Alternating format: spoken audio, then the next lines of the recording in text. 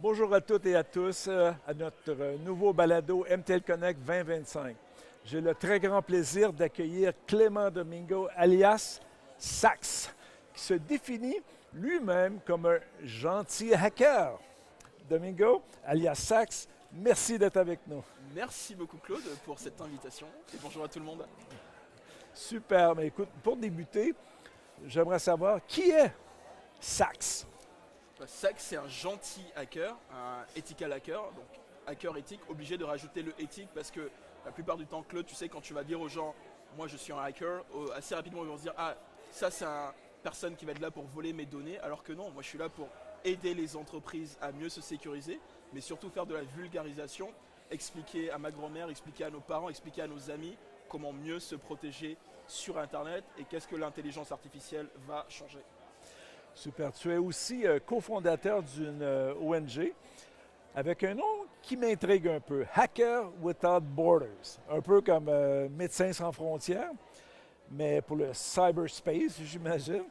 Mais c'est une idée géniale, mais qu'est-ce que ça fait exactement? Hacker Without Borders ou Hackers sans frontières, le but c'est de pouvoir réunir tout un tas de hackers sur la planète, mais le plus important c'est d'aider gratuitement des ONG, des associations qui n'ont pas beaucoup d'argent et donc leur fournir les meilleurs services de professionnels de la cybersécurité, histoire qu'elles puissent être sécurisées parce qu'au final, quand on est une ONG, quand on est une association, on traite quand même de données assez sensibles pour les populations les plus critiques.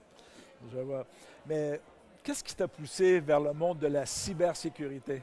Oh, bah pour la petite anecdote, moi j'ai commencé d'ailleurs sans me rendre compte que c'était la cybersécurité, donc j'ai commencé par hacker un jeu, et pour hacker ce jeu-là, il fallait savoir coder, et je ne savais pas coder à l'époque, et donc c'est comme ça que j'ai commencé à apprendre, et petit à petit, en traînant, en fouillant, je suis tombé sur des forums, sur des gens qui sont très très très bons, qui n'étaient pas là pour voler des banques, qui n'étaient pas là pour pirater des banques, et c'est comme ça que j'ai commencé à faire des compétitions de cybersécurité, un peu partout dans le monde avec mon équipe Expresso, on a remporté, et puis après j'ai été repéré par des services, j'ai bossé pour énormément d'entreprises et depuis 5 ans maintenant je fais de la cyberdiplomatie, je vais voir les gens un peu partout dans leur monde pour expliquer ce qui se passe dans le cyberespace.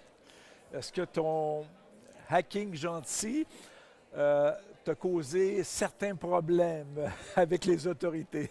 Ah intéressant, jamais encore, mais bon, si on m'a parfois proposé beaucoup d'argent pour faire des choses, mais jamais je l'ai fait parce que comme je le dis, contrairement à d'autres, moi j'ai jamais piraté illégalement des entreprises, toujours été légalement.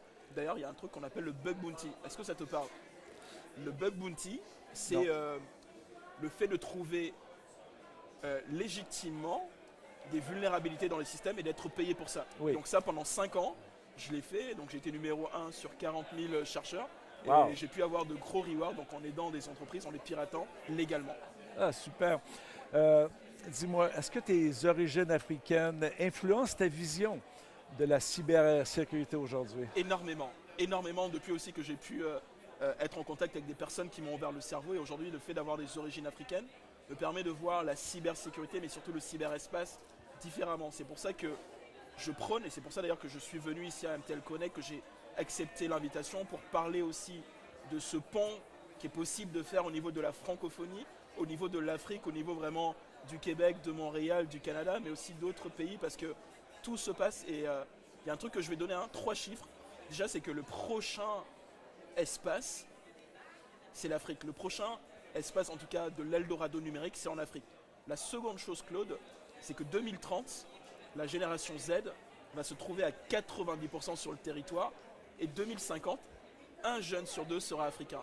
Et moi, quand j'ai découvert ça, ça m'a retourné le cerveau. Wow. Je me suis dit, mais comment on se prépare par rapport à ça? Parce que si on prend du recul, aussi bien politiquement, aussi bien financièrement, le Canada, l'Europe, l'Amérique du Nord ne pourra pas former tous ces jeunes.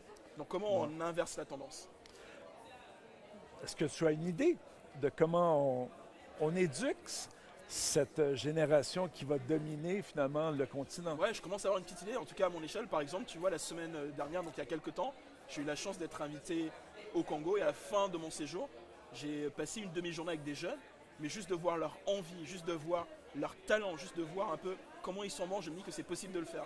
Et donc peut-être une des pistes de réflexion, c'est d'expliquer là-bas à nos politiques, à nos dirigeants politiques, mais aussi financiers, qu'il y a la possibilité de le faire, mais ça, il ne faut pas qu'ils soient seuls.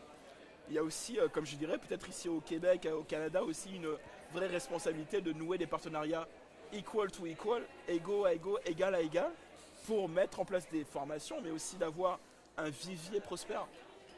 Et puis je vais terminer sur ça. Aujourd'hui, quand tu vois des jeunes, leur rêve c'est de venir ici au Canada ou de partir en Europe parce qu'ils pensent avoir des choses, alors qu'il y a possibilité de changer la donne, mais pour ça, il faut un peu leur donner, les faire rêver en disant que c'est possible là-bas, tu vois. Oui. On discutait plutôt, les gens, le grand public pense que l'IA, c'est leur nouvel ami ChatGPT. C'est quoi l'IA pour toi? Moi aujourd'hui je dis aux gens, si tu fais du chat GPT, c'est que tu ne fais pas de l'intelligence artificielle. D'ailleurs vous pouvez me jeter des tomates, j'assume ce que je dis. Aujourd'hui ce qu'il faut comprendre c'est que certes, ok chat GPT c'est une infime partie de l'IA, mais il y a tellement plus de choses à faire. Et en 2025 et pour les années à venir, si on ne fait pas d'intelligence artificielle, si tu ne fais pas d'intelligence artificielle, si vous ne faites pas d'intelligence artificielle, c'est que vous n'avez rien compris à ce qui est en train de se passer, à cette évolution, à cette révolution, qui est d'ailleurs un peu le thème un peu de ce MCL Connect. Oui. Donc en fait, il y a possibilité de faire des choses, mais surtout d'être encore plus actif, plus productif, parce que l'IA, c'est une superbe chose. Mais aujourd'hui, on le présente comme étant mauvais, les gens ont peur. Non, il ne faut pas avoir peur. Je vais prendre un parallèle. En 2007, il y a Microsoft qui arrive, et Microsoft, à l'époque, ils annoncent, tu sais, la suite Office. Et à l'époque, beaucoup de détracteurs disaient, mais attention, ça va tuer le travail des secrétaires, il n'y aura plus. 10, 12, 13 ans, 14 ans après, tout le monde utilise Office. Pour l'IA, c'est exactement pareil. Ah, super fascinant. Mais tu l'as évoqué tout à l'heure. MTL Connect cette année, le thème évolution, révolution. Quelle est la différence pour toi?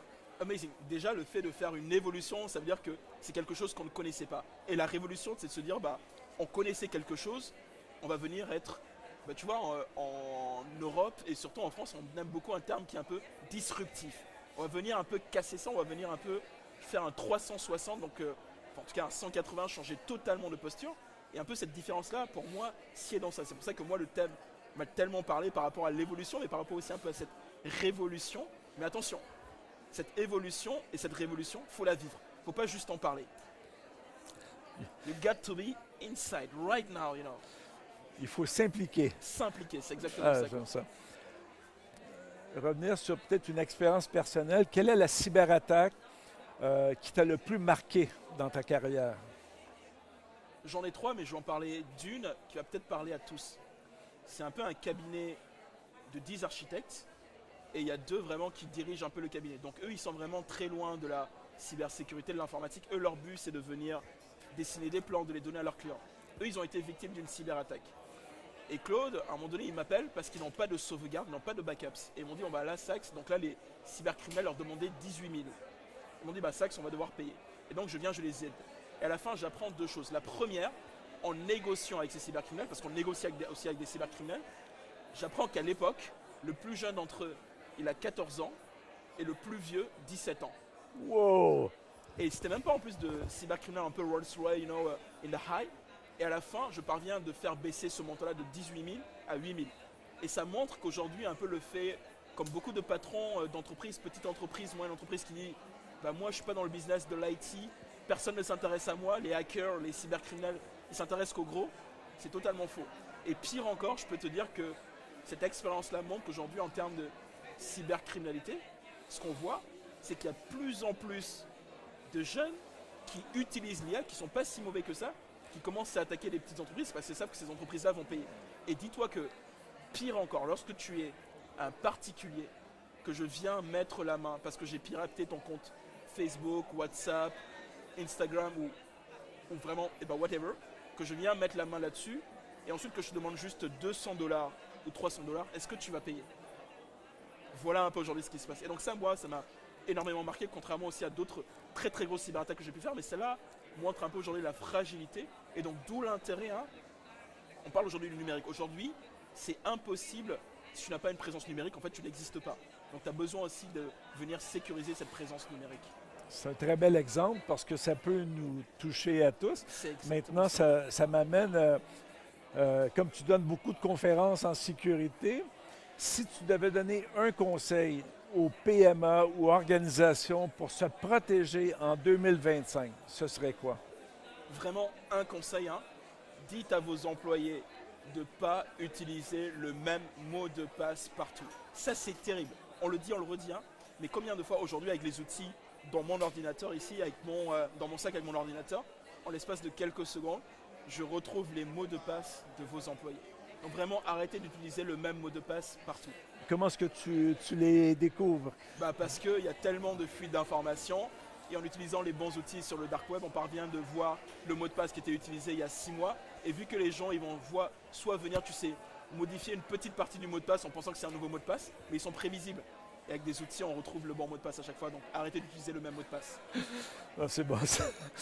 Je vais peut-être changer certains mots de Mais passe. vraiment, fais-le. Super. Écoute, pour terminer, révolution numérique, en une phrase, c'est quoi pour toi? La révolution numérique pour moi, c'est d'être conscient, c'est de venir éduquer, mais surtout d'informer nos concitoyens parce que au final, on est tous dans le même panier.